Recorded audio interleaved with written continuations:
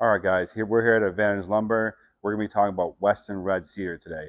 Let's start with the different grades of Western Red Cedar. There's two unique grades. There's CVG, which stands for Clear Vertical Grain. This is going to offer knot-free, a pretty clear appearance, so you can see that one right there. That's CVG. And then there's also STK, which means Select Tight Knot. This is going to be a totally different look, as you can see.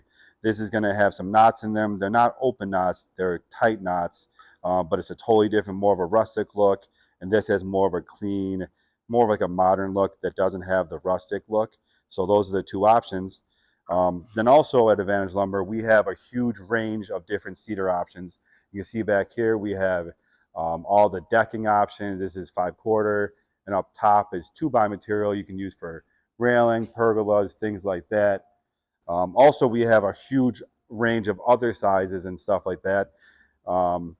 This is V-groove, rustic, ceiling, siding, cladding. It's milled like this. You can. It's really easy to install. You can shoot it with nails, so you don't have to pre-drill anything like that. It goes up super easy. So that's a ceiling, siding, cladding, an accent wall if you're doing a sauna, a bathroom, things like that. That's an easy product to install.